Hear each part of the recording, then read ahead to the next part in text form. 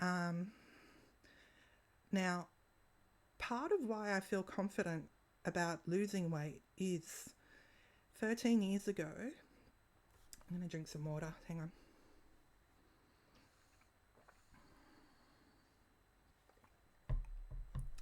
13 years ago, maybe 14 years ago, I had lost a lot of weight. I got down to 110 kilos from 150 kilos, I think it was, maybe a little bit more. But it took me a year. I started at 150. I did a weight loss program with a personal trainer. Her name was Simone Mann. Her and her hubby run Energym in my hometown. I will put their details down here. She's fantastic. She taught me a lot about nutrition. Her program to lose weight, it went for 3 months, and I think I did it 3 times. Um, so it was a conscious, you focused for 3 months, you followed her eating plan. I had one on one sessions with her once a week. I also had a food diary that I emailed her daily. I wasn't good at the food diary. I lied a lot on the food diary. But the accountability in other ways was really good, and the exercise was really good. I got really fit when I was seeing her, and I found accountability was really important to me, which is also why I'm documenting my weight loss journey online and why I've been doing weigh ins, the short videos. When I weigh in on the scales, I put that online because accountability has helped me a lot um, with weight loss. When you know you've got to weigh in and you're going to put it online for the whole world to see if you've lost weight or that you have lost weight, because I only put it online when I've lost weight. I don't put it on when I haven't done a weigh in video for a month because I haven't lost weight. I did get to 159, um, but I haven't recorded it because my weight has gone up again, up and down for about a month. So I'm waiting to get to 159. Well, I was 159 this morning. But when you hold a mobile phone, that puts up weight on. So even though I know I'm 159, I need to be a little bit less than 159. So when my mobile phone records it, it's going to show 159 point whatever. And you're getting the whole story today, folks. Um, yeah, so what was I saying? Simone Mann from Energym, she helped me lose, about 40 kilos. I went from 150 to 110 kilos through her weight loss program 14 years ago. And because I did lose the weight, I know I can lose weight. I know if I focus and if I eat the right things, I can lose weight. It's hard to, convince other people when you're overweight that you know how to lose weight. Of course, like a lot of people who are big, um, I've tried a whole heap of different weight loss programs. I've even had surgery to lose weight. As you can see, it didn't work.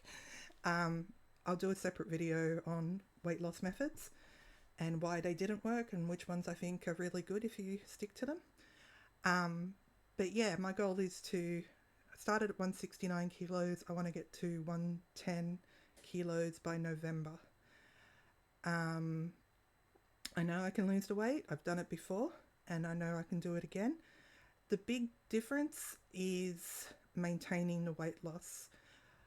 I know it was 14 years ago that I lost all the weight because it was 13 years ago that I was diagnosed with fibromyalgia.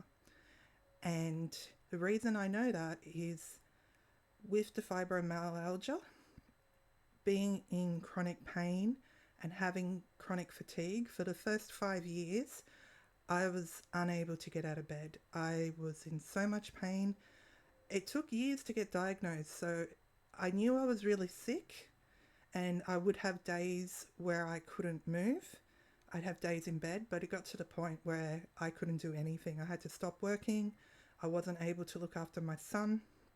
It was really horrible. The first 5 years was horrible, and because I had done so much hard work, like I was going to the gym nearly every day, I had pushed myself. The same year that I did the weight loss with Simone, I was in university. I think it was my final. I'd gone back to uni. I'd finished my university degree. I was working several part-time jobs.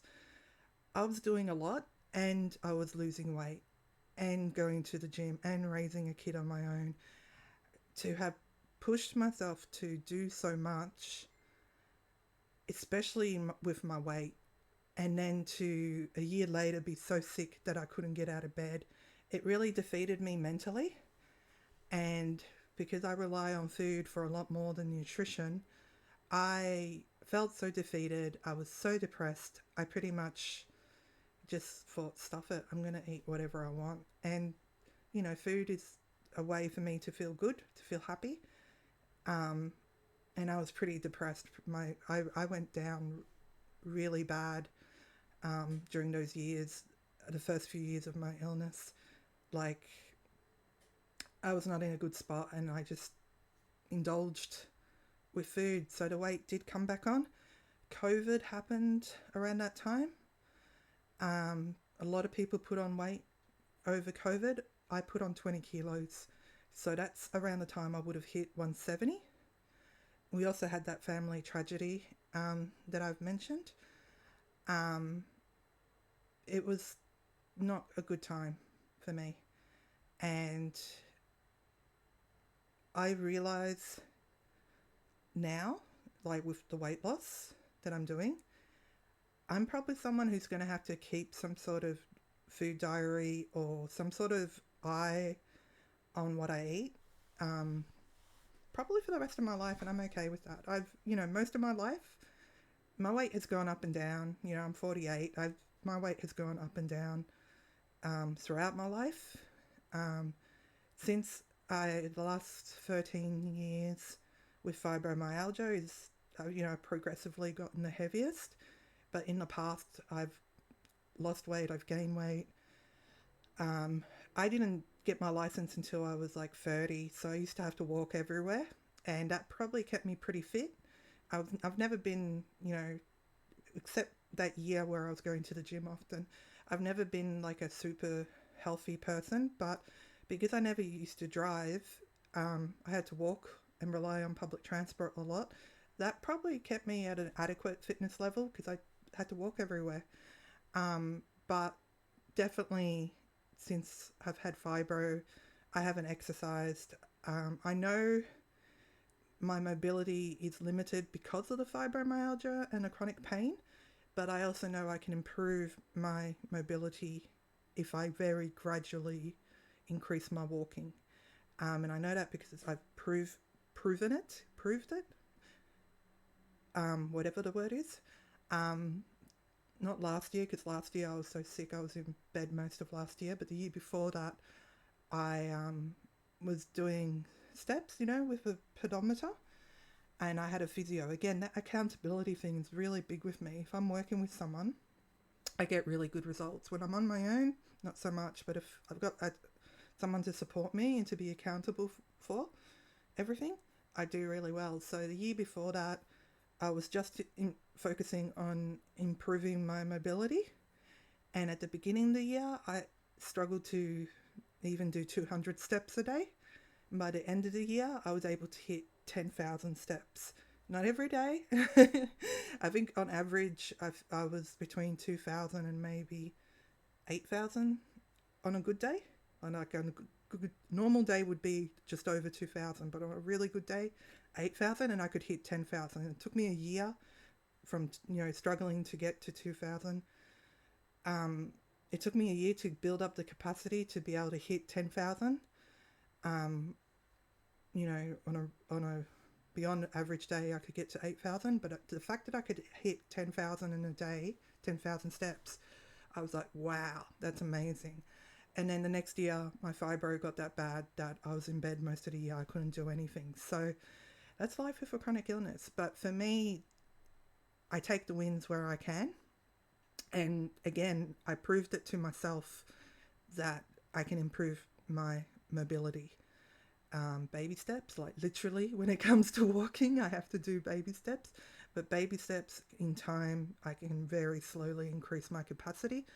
That year was just about seeing if I could improve my mobility. I wasn't focusing on my weight.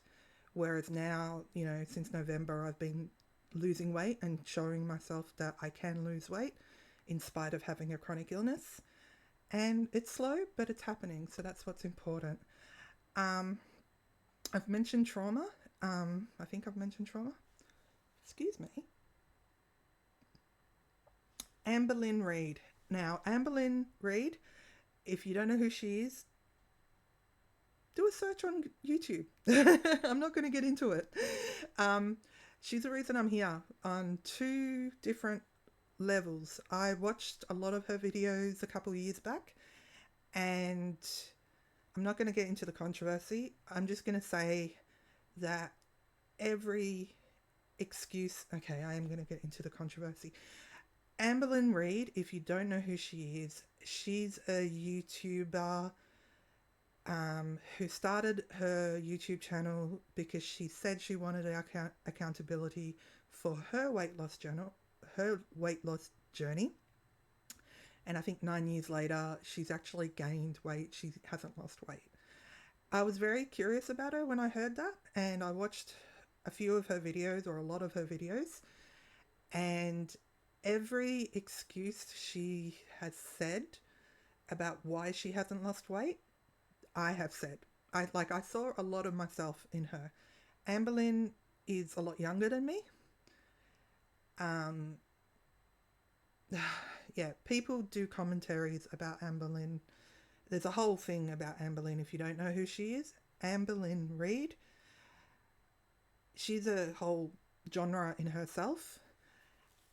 So when I watched her videos and I heard so much of me in stuff that she said, I thought I've got to lose weight. So there's that part of why I'm losing weight. She really impacted me as far as, I can't criticize her for not losing weight because I've been there. I am there now.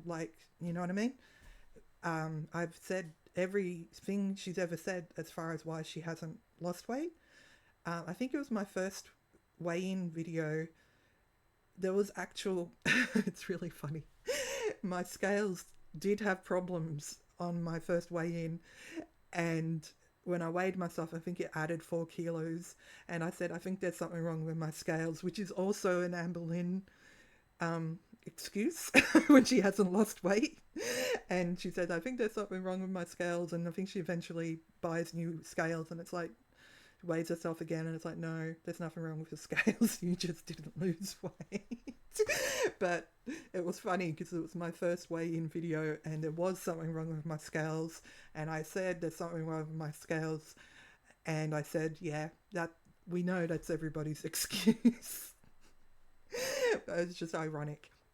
Anyway, so definitely, thank you, Amberlynn. You're part of the reason why I'm on this journey. The second reason Amberlynn is to thank for me being on this journey is I watched a documentary on her on YouTube last year, and as I said, Amberlynn Reid is a whole genre in herself, but the documentary was saying, and I can't remember if it was 22,000 or 44,000 US dollars, but it was saying at her most popular, Amberlynn Reid was making, as I said, I don't know if it was 22,000 US dollars a month or 44,000 US dollars a month. And I'm watching this and I'm thinking, Ange, you can call me Ange, or Lucha Libre Lady. But I'm thinking, Ange, you can't work because you've got a chronic illness. You're pretty funny. And I don't know if I've shared my humor with you yet, but I can be pretty funny. This chick she's not making that much now, but she's still kicking it.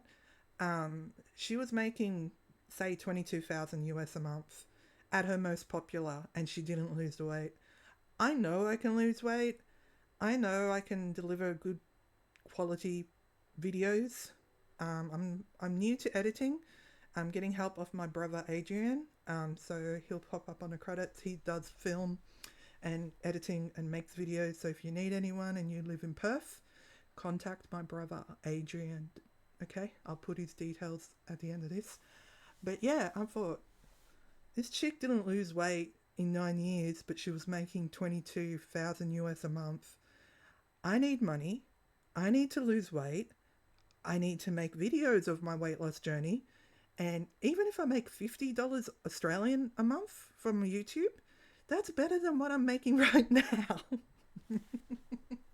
I want to make a bit more than 50 Aussie, but I can't do it if I don't document my weight loss journey. So that's where you all come in, viewers, audience, friendly neighborhood, whatever. Yeah, I can't work. I can't work a normal 9 to 5, but I am a creator. I write stories. I do art. That's one of my paintings. I will be changing up the art. I've got one of my books that I self-published on Amazon for sale. I'll talk about that another day. But I need to lose weight, and hopefully you guys are going to be coming on this journey with me. Whether you want to see if I can do it and you want to hate me, if you want to troll me, do it in the comments. If you want to lose weight and you want to join me, I don't care. If you do Weight Watchers, I don't care what you do. Let's do it together. I wanted, like, when I was doing the Lucha Libre mask, I wanted to do like a Lucha Libre task force of superheroes on a weight loss journey. I thought that would be really cool. And like anybody who joined the weight loss journey could get their own mask. And I don't know, maybe we could all share photos of the different masks and be superheroes on a weight loss journey together. I don't know if I mentioned it before. Lucha Libre means freedom fighter. And for me, as someone who's overcome a lot of trauma, I've been fighting for my freedom for years in different ways. Now I'm fighting for my freedom over weight gain. I love being plus size. I love being curvy. That's why I want to get to 110. When I was 110 originally, I was super fit. Like I could jog for an hour, which even when I was a kid, I couldn't run. I was a big kid. I was a chubby kid. So for me to be able to run for an hour, or jog, that was like a miracle. So my fitness was good. I'm not going to be able to jog for an hour when I lose weight now because of the fibromyalgia. But if I can walk for half an hour in the morning and if I can walk for half an hour in the evening each day, I will be really happy with that level of fitness. And I believe I can get my health, mobility, etc. up to that capacity. Right now I'm focusing on the weight loss, but I will be getting onto my capacity to walk soon. I think I mentioned I'm in the process of getting diagnosed for ADHD. I'm hopeless at routine, and I need to try to focus on one thing at a time. And I'm never focusing on one thing at a time. I've got like 4 major creative projects going on, including Lucha Libre Lady. We'll get to everything eventually. But with Lucha Libre Lady, freedom fighter. I'm fighting for freedom with my weight gain. I'm fighting for freedom over all the negative stuff in my head. I'm fighting for freedom from Uber addiction and overspending on Uber. I'm just fighting, baby. Porque la lucha vale la pena. Now, if you don't speak Spanish, that means the fight is worth the effort. It also means the fight is worth the effort. La lucha vale la pena. Nah, it means the fight is worth the effort. And that's what it comes down to. Everything in life, if you want results, you have to push yourself. You have to make an effort. I know that because if I had have given up when I was younger, if I hadn't pushed myself to try to get ahead, I wouldn't be here today. Like literally, with my mental health issues, with the trauma that I've had, it was do or die. And I just got on with living. I had to do shit. Whoop. I know you're allowed to swear on YouTube. I think I was trying not to swear because I swear a lot. Nah, we'll let that one go. La lucha, the fight, the effort. Sometimes you have to push yourself. So I'm pushing myself, and if we do it together, it's a lot easier. It's that accountability thing. I still want that Lucha Libre superhero task force community, whatever. I'm going to wrap it up. Really lovely to be talking to you all. Come join me. You can't really, well, you can sort of see it on the corner of the video. At the end of my shorts, I always show the She Can Do It Wonder Woman poster that I've got. She can do it, I can do it, you can do it. I'll catch you in the next video. Chaucito peoples. Bye for now from Lucha Libre Lady. Mwah!